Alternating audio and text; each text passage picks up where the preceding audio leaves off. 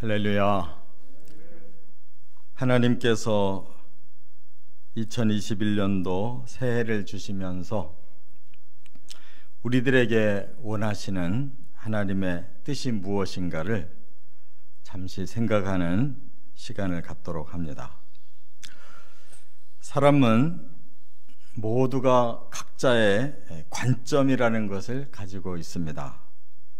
이것은 어떤 사물이나 현상을 관찰하면서 각 사람이 보고 생각하는 그 태도와 방향이 각각 다르다는 겁니다. 이것은 관점으로 끝나는 것이 아니라 우리 사람의 가치관으로 또 작용을 하기 때문에 그러한 관점은 그 사람의 가치관을 만들어가는 그 생각과 방향이기 때문에 어떠한 관점으로 우리의 삶을 바라보고 또 가치를 이루어가느냐에 따라서 각 사람의 삶의 결과도 그만큼 달라진다는 것을 우리가 깨닫게 됩니다. 오늘 본문에는 길에서 한 맹인을 예수님과 제자들이 보게 되었습니다. 그런데 그 맹인은 안타깝게도 태어날 때부터 앞을 보지 못하는 그러한 장애를 가지고 살았기 때문에 예수님이 제자들이 그를 볼 때 그는 길에서 거린 생활을 하면서 근근히 살고 있었다는 것입니다. 그때 제자들이 예수님께 질문을 했습니다. 예수님이 제자들의 질문에 대답을 합니다.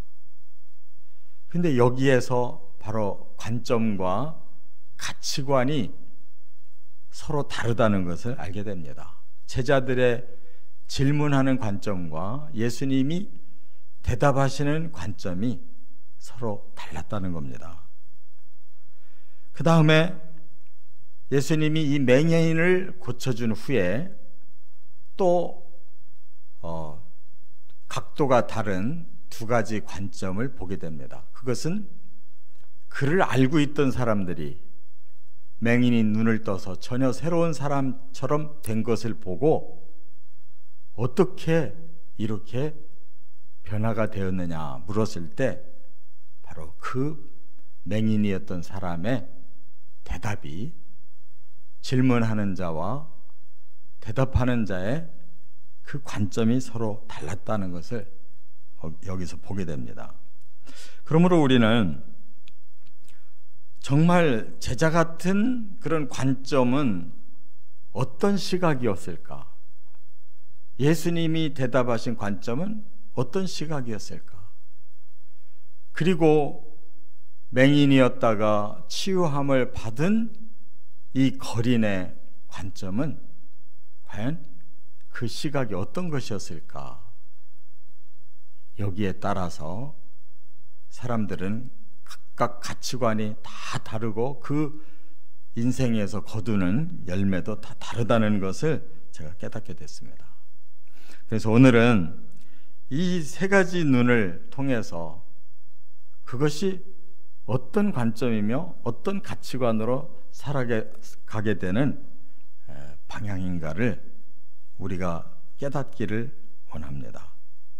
그리고 어떤 눈으로 우리가 살아가야 될 것인가 하는 것을 우리 각자가 다시 한번 마음에 새롭게 다짐하고 새해를 출발했을 때 한 해를 살고 난 그 마지막에 우리에게 귀한 열매를 거둘 수 있기를 바랍니다. 첫째는 1절과 2절에 보면 율법의 눈으로 보는 관점이 있었다 하는 것입니다. 2절을 한번 같이 읽어보겠습니다. 제자들이 물어 이르되 랍비여 이 사람이 맹인으로 난 것이 누구의 죄로 인함이니까 자기니까 그의 부모니까. 여기서 제자들의 관점이 보입니다. 그들의 눈으로는 바로 율법적인 관점을 가지고 있다는 것을 깨닫게 됩니다. 율법이라고 하는 것은 사람을 법적으로 판단합니다. 그래서 이 사람이 옳으냐 그르냐 이러한 관점이 있는데 바로 이 사람은 죄인이구나라는 관점에서 보고 있는 겁니다. 그런데 하나를 더 들어갑니까? 더 들어가고 있습니다. 그것이 이 사람의 죄 때문에 맹인이 된 겁니까? 부모의 죄 때문에 맹인이 된 겁니까? 라고 예수님께 묻고 있는 것입니다. 우리 사람은 남을 판단할 때 이런 법적인 시각으로 쳐다볼 때가 많습니까? 많이 있다는 것입니다. 왜 저 사람은 이렇게 살고 있을까? 이것이 무슨 까닭일까? 하고 옳고 그름의 관점으로 먼저 쳐다봅니다. 그런데 이것은 대단히 과거지향적이라는 것입니다. 왜냐하면 과거에 뭐가 문제가 되어서 오늘의 이 상황이 그에게 벌어졌는가를 따져보려고 하는 겁니다. 그리고 이 법은 상당히 부정적입니다. 이 사람이 이렇게 죄인이기 때문에 이렇게 맹인이 되고 이렇게 거린으로 살 수밖에 없었다. 이러한 부정적인 시각이 있고 거기에다가 이 사람에 대해서는 전혀 도와줄 마음이 없습니다. 그냥 판단만 하고 자기들의 의문점을 해소하는 데만 관점이 있어요. 이러한 관점은 사실상 자기를 위한 생각일 뿐이지 남을 위한 생각이 아닙니다. 아무리 이 사람이 어떤 죄로 누구의 죄로 오늘의 이러한 상황이 되었을까를 아무리 생각해보고 의문을 가지고 자기 나름대로 풀어봤다 할지라도 자기에게는 어떤 해소가 됐는지 몰라도 그 사람들에게는 아무 도움을 줄 수가 없는 그야말로 부정적인 그리고 과거에 매여 있는 그러한 가치관으로밖에 살 수가 없다는 것입니다. 이러한 관점을 가지고 사는 사람들이 너무나 많습니다. 그래서 이 사람은 어떻게 하면 좋을까 하는 새로운 각도로 보게 하신 것이 바로 예수님의 말씀이었어요. 두 번째 3절부터 7절까지 보면 복음의 눈으로 보는 관점이었다 하는 것입니다. 한번 3절을 같이 읽어보겠습니다. 예수께서 대답하시되 이 사람이나 그 부모의 죄로 인한 것이 아니라 그에게서 하나님이 하시는 일을 나타내고자 하심이라. 예수님은 제자들의 그 관점에 대해서 수정을 요구하셨어요. 그의 죄냐 그의 부모의 죄냐가 지금 중요한 게 아니다. 더 중요한 것은 하나님께서 그 맹인된 그 사람, 거린되어 사는 그 사람에게 무엇인가를 행하시려고 하시는 것이다 라고 말씀합니다. 이것이 바로 복음적인 관점이었다는 거예요. 복음은 어떤 죄인이냐를 따지지 않습니다. 그가 누구의 죄 때문에 이렇게 됐느냐를 따지지 않아요. 바로 그 죄로부터 그를 해방시키려고 하는데 관점을 가지고 있어요. 하나님이 그에게 하시려고 하는 일, 그것은 바로 이제는 그를 치료하고 그에게 새로운 삶을 주겠다고 하는 그 하나님의 마음과 그 하나님이 하시고자 하는 일을 예수님이 아시고 내가 바로 그 하나님의 일을 그 사람에게 행해야 되겠다라고 말씀하시는 겁니다. 이처럼 복음의 눈, 복음의 가치관은 과거지향적이 아니라 현재와 미래를 향한 그러한 지향을 하면서 사람을 도와주고 그들에게 변화를 주는, 구원을 주고 미래를 열어주는 이러한 관점을 바로 복음의 가치관을 가질 때 이렇게 살 수가 있다는 거예요. 그래서 즉시 예수님은 땅에 침을 뱉어서 진흙을 이겨서 그의 눈에 발라주시면서 실로암에 가서 씻으라 이렇게 말씀합니다. 이것이 바로 그 사람을 과거로부터 변화시켜서 새로운 행복한 미래로 가게 하는 방법이었는데 여기에 그 사람이 순종을 합니다. 바로 그 복음의 믿음으로만 순종하면 변화가 일어나는 거예요. 그래서 이 맹인이 그 마음속에 예수님의 명령을 순종하고 싶어서 실로암으로 가서 눈을 씻었더니 그 맹인이 사라져버리고 새로운 건강한 사람으로 새롭게 변화되었다, 그 말입니다.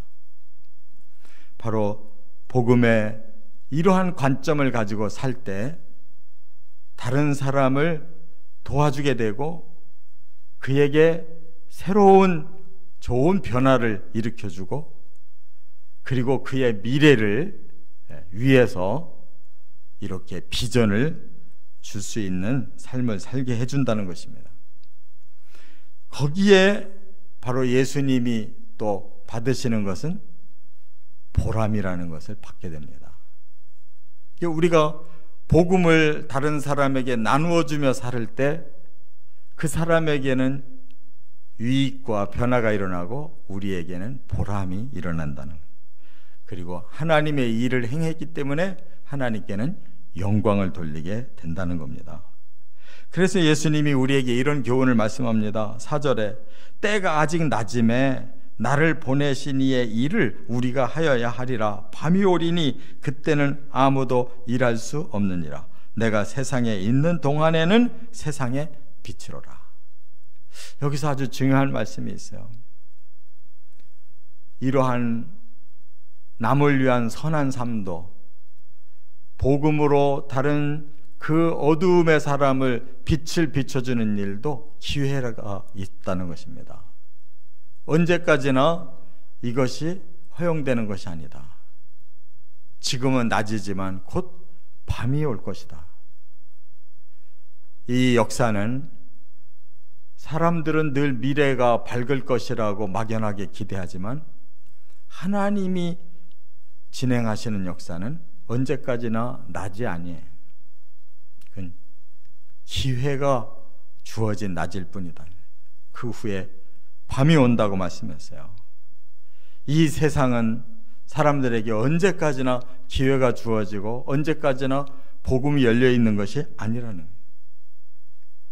예수님 안에 있을 때에만 빛이라고 말씀했어요. 예수님이 이곳에 오신 동안에만 빛이라고 말씀했어요. 이처럼 우리는 하나님이 원하시는 삶, 그리고 우리에게 보람이 되는 삶, 남에게 유익을 나누는 이러한 복음이라고 하는 이 기회를 선용하는 삶을 살 때 그것이 바른 가치관의 열매를 준다는 것입니다. 그런데 한 가지의 관점이 또 하나 남아 있어요. 그것은 바로 8절부터 11절까지 세 번째 체험의 눈으로 보는 관점이 있다는 거예요. 여기 10절과 11절을 한번 같이 읽어보겠습니다. 그들이 묻되 그러면 내 눈이 어떻게 떠졌느냐? 대답하되 예수라 하는 그 사람이 진흙을 이겨 내 눈에 바르고 나더러 실로암에 가서 씻으라 하기에 가서 씻었더니 보게 되었노라. 이 맹인은 그동안은 자기 자신이 스스로 살아갈 능력이 없어서 남의 도움을 구하는 거린의 삶을 살던 사람입니다. 예수님이 그를 치료해 주시고 그에게 새로운 변화가 일어났을 때 오히려 주변 사람들이 너는 어떻게 했길래 그렇게 그런 변화를 받았느냐라고 물어본 겁니다. 그런데 사람이 도저히 변화될 수 없는 상황으로 변화된 걸 보고 그들은 의심합니다. 네가 맹인이었던 그 사람 맞냐? 말하자면 사람들은 변화된 것에 대해서 기뻐하고 반가워하고 축하하기보다는 너 왜 전하고 다르냐? 이런 관점으로 물어보는 겁니다. 바로 이 세상은 그렇습니다. 여전히 율법적인 시각으로 세상은 다른 사람들을 보고 있어요. 그러나 이제 이 맹인은 복음으로 변화된 사람이기 때문에 복음의 관점일 뿐만 아니라 하나를 더 보탭니다. 그것은 체험적인 관점이에요. 이제는 자기 자신이 복음에 의해서 새로워진 그 체험을 밝히고 있는데, 바로 어떻게 그를 자신을 밝히는가 하면 짧으면서도 깊은 울림을 주는 단답으로 그는 말합니다. 9절 하반절을 보면 내가 그라. 나는 맹인이었으나 지금은 정상적인 눈을 가진 맹인이 곧 정상인인 현재 나다 라고 밝힙니다. 그리고 11절에 그렇게 된 원인은 예수라 하는 그 사람이 진흙을 이겨 내 눈에 바르고 나더러 실로암에 가서 씻으라 하기에 가서 씻었더니 보게 되었노라. 이렇게 자기 체험을 밝히고 있어요. 바로 이것이 우리들의 삶의 가장 중요한 가치관이 되어야 된다는 것입니다. 아무리 복음이 위대해도 그 복음이 우리의 삶에 들어와서 변화되지 않으면 할 말이 없어요. 바로 이 사람은 복음을 체험했고 그 체험한 것을 다른 사람에게 전할 수 있는 사람으로 지금 탈바꿈을 한 겁니다. 너무나 놀라운 변화가 일어난 거예요. 나의 과거와 나의 현재는 이렇게 변화되었다. 바로 그것을 이루어 주신 분이 예수님이시고 나는 그저 순종했을 뿐인데 맹인이 건강한 사람으로 바뀌어 있다. 증거한 거예요. 이것이 바로 우리들에게 가장 중요한 가치관입니다. 율법적인 시각을 내버리고 복음적인 시각을 갖고, 그리고 그것이 나의 삶에 이런 체험을 주었다라고 다른 사람들에게 증거할 수 있는 가치관. 그래서 또 다른 사람들에게 이러한 기회를 나눠줄 수 있는 가치관. 이것이 체험적인 가치관이에요. 너무나 중요하고 바로 이러한 체험의 가치관을 가지고 사는 사람들 때문에 또 다른 사람들이 변화가 일어나고 있는 거예요. 우리는 2021년도 새해를 시작합니다마는 새해를 맞이했다는 것이 중요한 게 아니라 새해를 어떤 방향으로 살고자 하느냐, 그러므로 어떤 결과를 거두고자 하느냐가 중요하다는 것이. 하나님께서 바로 이러한 예수 그리스도의 복음을 우리에게 주셨고 또 오늘까지 우리들에게 그 체험을 주셨기에 우리는 이 복음의 눈과 체험의 눈을 가지고 이제 새해를 출발해서 1년 동안 충실하게 우리에게 주어진 삶을 살아갈 때 기필코 아름다운 열매를 맺어 하나님께 영광 돌리고 우리에게는 보람이고 다른 사람에게는 놀라운 유익을 나눠줄 수 있는 이런 삶이 되어지시기를 주의 이름으로 축원합니다.